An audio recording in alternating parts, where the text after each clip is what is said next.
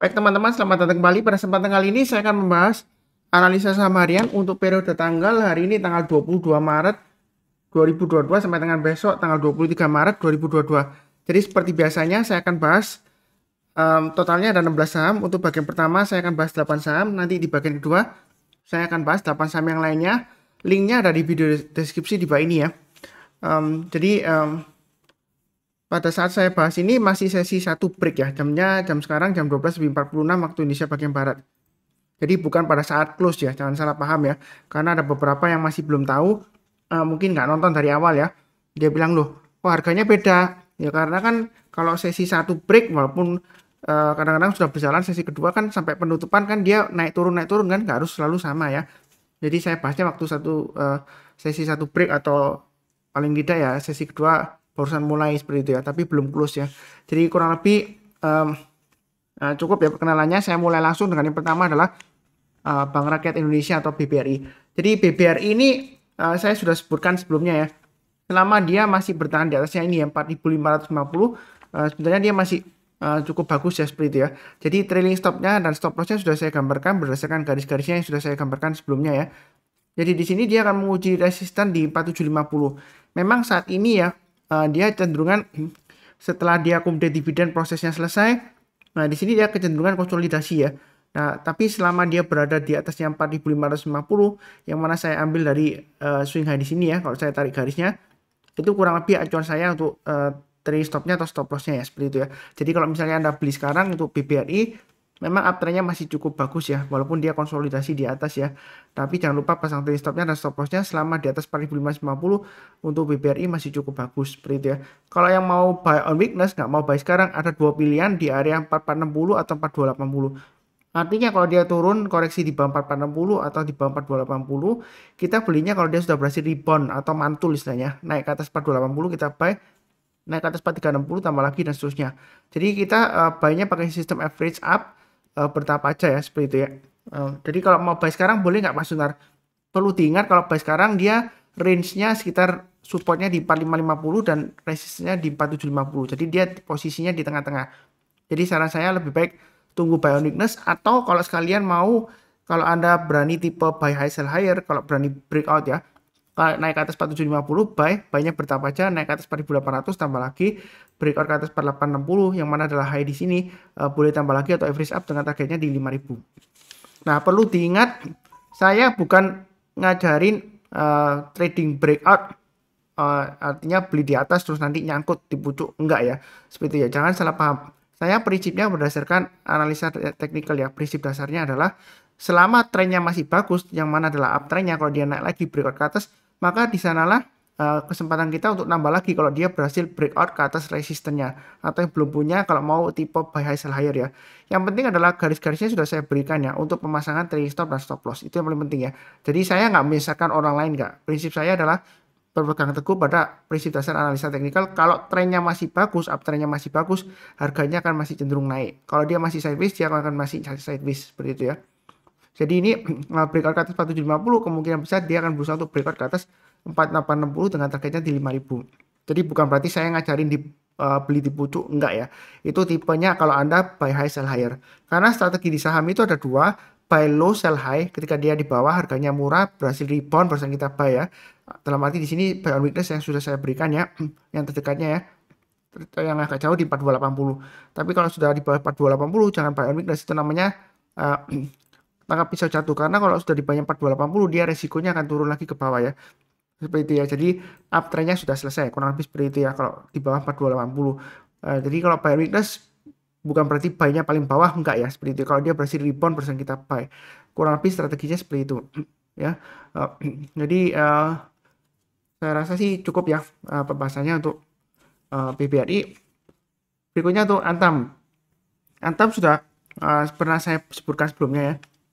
Jadi area buy and weakness saya sebutkan di dua area, 2730 dan 2490. Artinya kalau dia koreksi di bawah 2490, kita belinya kalau dia sudah berhasil rebound atau mantul ke atas 2490.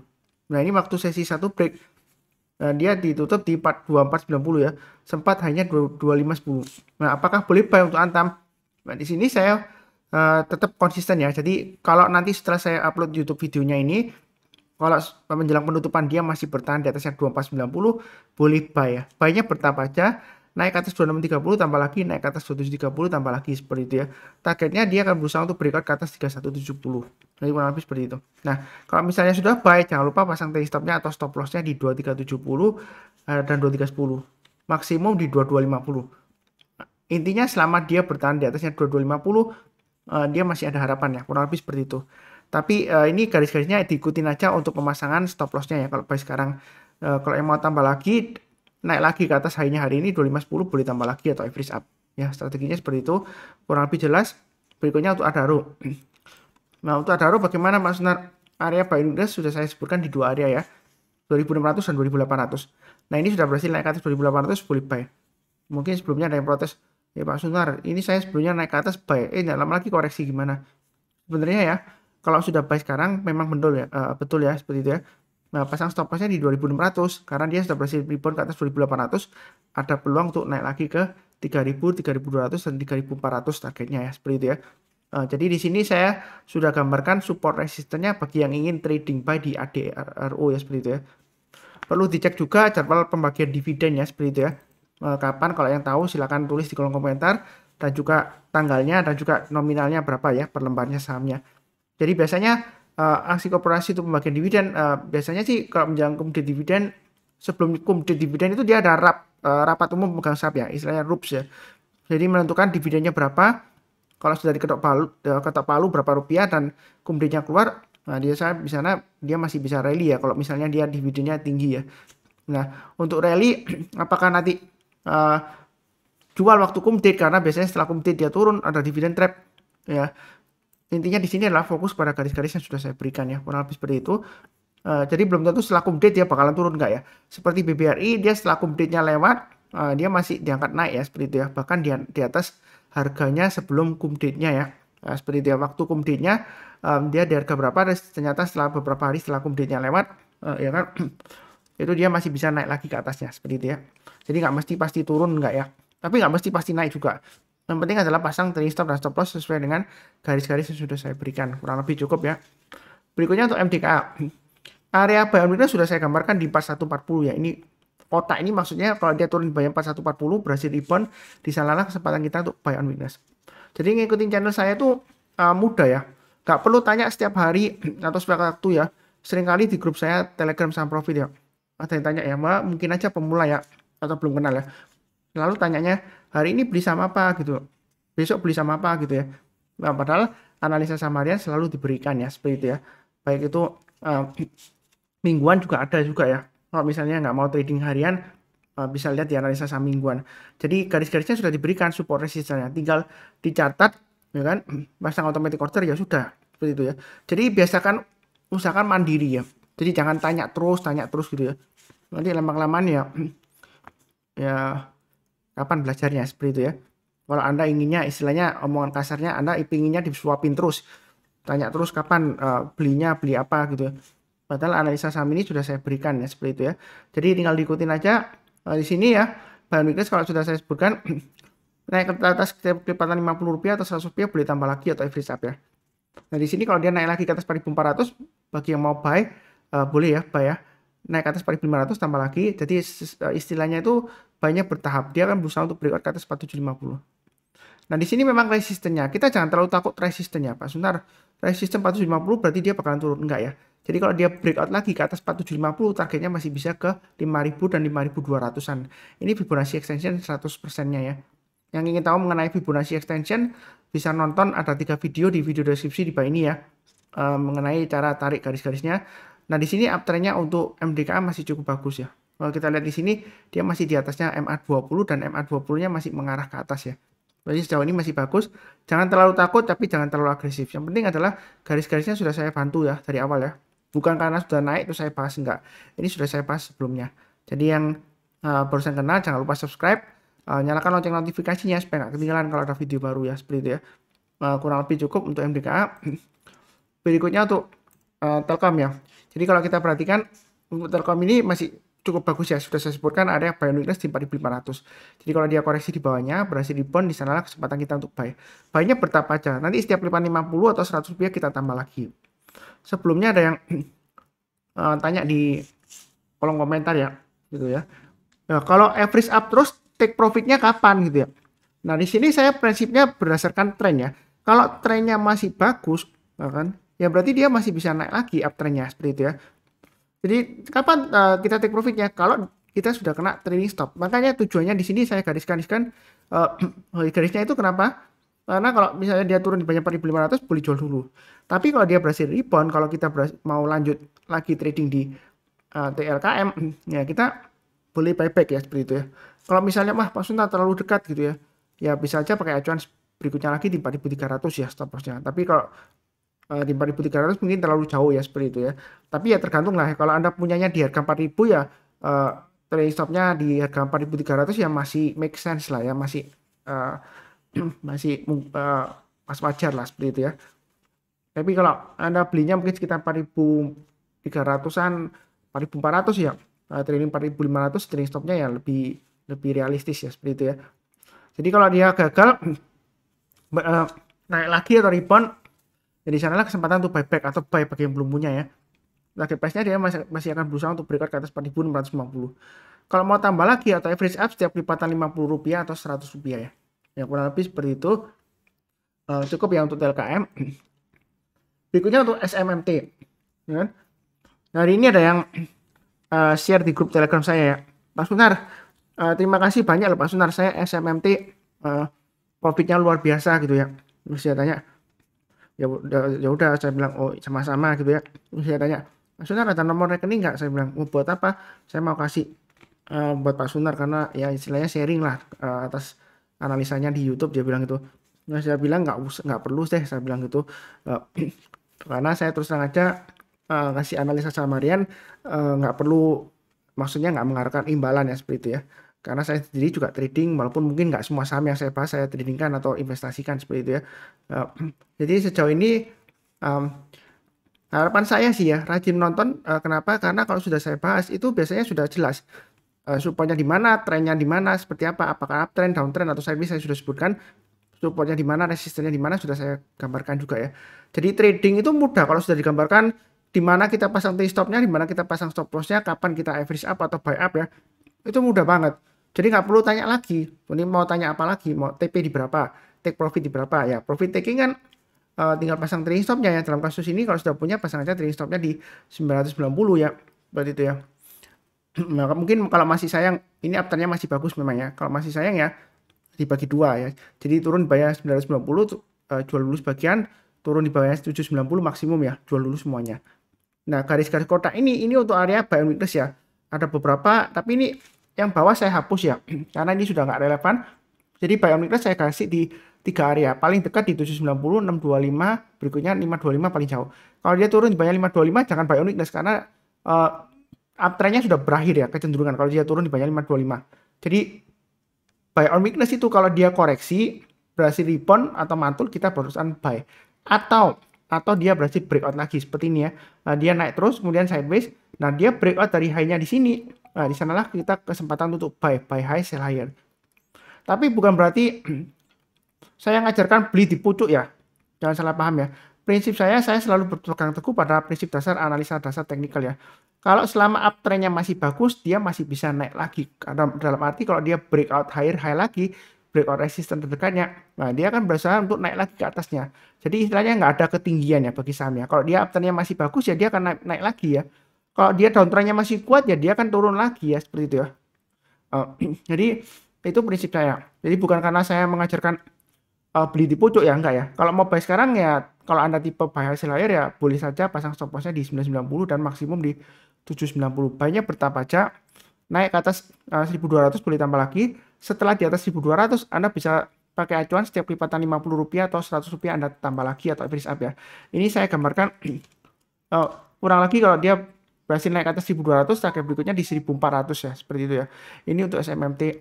Perlu diingat juga dicek ya, apakah ada aksi korporasi, silakan dicek, saya nggak tahu ya.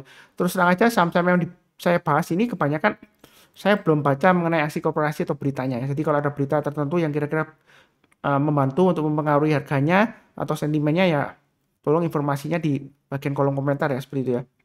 Dan juga Anda sebagai trader atau investor ya secara tidak langsung ya tanggung jawab Anda kalau mau cek berita korporasi ya. Beritanya harga biasanya kenaikan harga saham itu dipengaruhi oleh beberapa berita korporasi juga bisa ya, seperti akan diadakan right issue atau stock split ya, dia bisa naik ke atas ya seperti itu atau turun. Kemudian ada pembagian dividen, kalau dividennya tinggi ya dia menjelang tumbuh dia bisa naik lagi gitu seperti itu ya. Atau ada aksi akuisisi ya seperti itu ya. Jadi sentimennya naik, akuisisi atau ada investor baru atau ya banyak atau ya sebabnya memang banyak ya. Atau penerbitan obligasi ya dan lain-lain ya seperti itu. Atau juga ada atau lagi ya.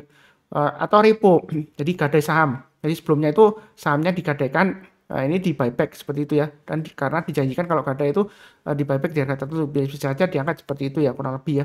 Kita nggak tahu akan tahu mekanismenya. Yang penting adalah pasang trade stop dan stop loss selalu ya kurang lebih seperti itu. Berikutnya untuk Inco.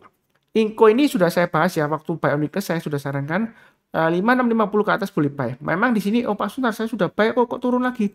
Ya memang kalau trading saham ya itu nggak mesti satu kali berhasil langsung nggak ya. Kadang-kadang saya pernah ya, ini saya sudah pernah ceritakan juga, sudah saya contohkan juga buktinya. Saya trading pertama berhasil, minggu kedua, ketiga gagal, tapi keempatnya saya berhasil lagi. Bahkan kelimanya saya berhasil lagi karena saya average up, profitnya lumayan. Nah, profitnya itu bisa menutup yang sebelumnya yang loss ya seperti itu. Jadi kunci sukses di saham saya sudah sebutkan berulang kali, sabar, fokus, dan disiplin ya. Disiplin dalam arti kalau dia turun di bawahnya garis tertentu yang sudah saya gambarkan, kita jual dulu, pasang stop loss ya atau trailing stop ya. Kalau misalnya belinya di bawah berarti trailing stop, kalau belinya di atas berarti stop loss ya seperti itu ya. Nah kemudian disiplin itu juga termasuk disiplin buyback. Jadi kalau kita disiplinnya cut loss terus, ya kita akhirnya cut loss terus ya. Ya kapan untungnya ya? Ya kalau dia berhasil naik lagi rebound ya, di sana kesempatan kita buyback ya. Jadi untuk Inco ini uptrendnya masih cukup bagus. Sudah saya sebutkan juga ya. Selama dia berada di atas MA20 dan MA20 yang mengarah ke atas, ya pasang aja automatic order. Ini garisnya sudah saya berikan. Kalau sudah naik ke atas 5.900, saya nggak gambarkan lagi. Saya hanya sebutkan setiap kelipatan Rp50 atau Rp100 boleh tambah lagi atau average up ya. Karena kalau saya gambarkan nanti nggak kebaca angkanya ini ya. Ini kurang lebih garis-garisnya support resistennya agak jauh ya. Jadi masih ada target di 6.500. Target berikutnya lagi di 7.100 ini sudah saya gambarkan ya. Sebelumnya memang sampai 7.050 ya. Jadi kurang lebih sih kalau saya bilang ya ini targetnya kan 7.100, 7.050 sudah dikena ya. Ya kalau boleh dikatakan itu targetnya sudah tercapai ya, walaupun nggak persis di 7.100 atau lebih ya. Karena kurang lebih ya seperti itu ya. Jadi dalam menganalisa teknikal ya itu nggak harus selalu pas harganya di garis yang saya berikan nggak. Tapi kurang lebihnya seperti itu. Akurasinya setahu saya ya berdasarkan beberapa feedback yang masuk, akurasi garis saya itu lumayan bagus ya seperti itu. Bisa dipakai acuan untuk trade stop dan stop loss. Kurang lebih seperti itu ya. Saya nggak memuji di sendiri kok buat apa ya. Seperti itu ya. Nanti memang buktinya seperti itu ya. Nanti pembahasan di grup saya kan ada beberapa orang juga sharing.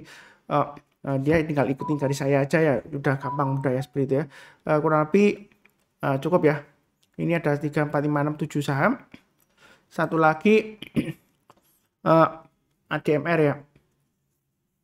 Bentar koleksinya agak lambat ya. Ini nggak tahu tiba-tiba not responding di sini ya.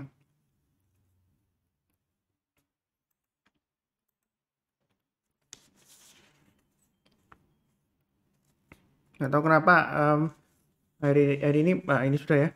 Jadi berikutnya ADMR. Jadi ADMR di sini ini daily chartnya saya coba menggunakan hourly ya atau grafiknya per jamnya karena lebih jelas ya.